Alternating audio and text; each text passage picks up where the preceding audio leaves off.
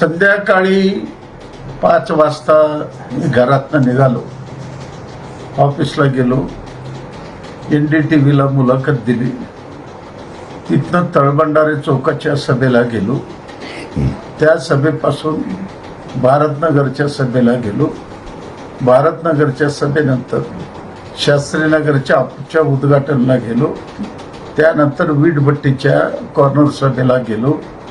घरी जाईपर्यंत जवळजवळ 11:45 वाजले. परंतु 7-7:30च्या सुमारास बापूजी नगरमध्ये राहणारे, स्वतःला काँग्रेसचे पुढारी समजतात असे 2-3 तरुण पुरं दारू पिऊन मनाला येईल तशी शिवीगाळ करणं, घरावर दगड फेकणं, विटाने मारण्याचा प्रयत्न केला असताना तरुणांनी त्याला अडवल्यावर त्यांच्या अंगावर गेला. या दरम्यान अनिल वासम सुद्धा आले होते. अनिल वासमला सुद्धा धक्काबुक्की झाले. वायरलेस गाडी आली, त्या दोघांना घेऊन गेलेल्या आहेत.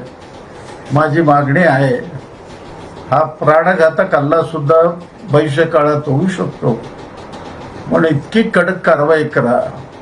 नसेल जनता अनावर झालं ते रोकडं माझ्या हातून होणार नाही. म्हणून पोलीस प्रमुखाला माझी विनंती आहे, तातडीने ॲक्शन घ्या.